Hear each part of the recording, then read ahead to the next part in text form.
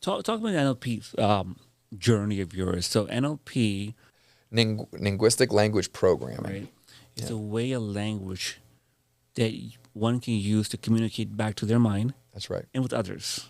That's right. It's changing the subconscious, right? We all have pre-programmed behaviors. We're either deleting information that comes in, distorting the information that comes in, or we're generalizing the information that comes in based upon our childhood traumas, based upon our experiences, based on our beliefs, based upon these preset frameworks that all of us operate through. But what's interesting is none of us have usually take time to understand what those are and are they serving us, right? Like, so we might have things that protected us 20 years ago from ourselves, but now today it's not serving us.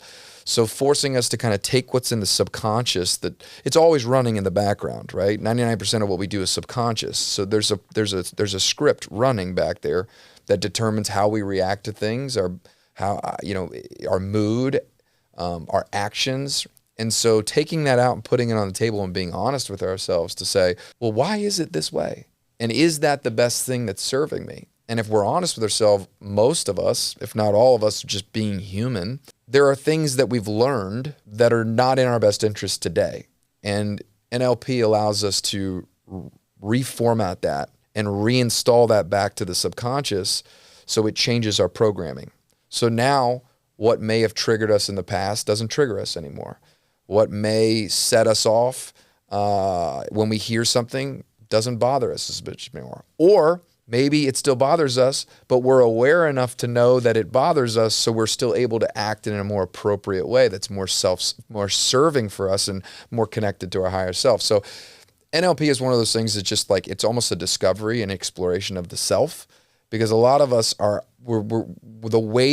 reason why we do things and the way that we behave many times has very little to do with our conscious decision making. It has to do with our environment, what we've learned growing up, traumas that have happened, and addressing those and bringing those to the forward, in front of us allows us to recalibrate those that are more optimal for the rest of our life. A better framework to live life through. Amazingly said, man. When did you learn about this? So I unleashed the power within. I went with Rod Taylor and I probably, 12 years ago, 11 years ago. Tony Robbins.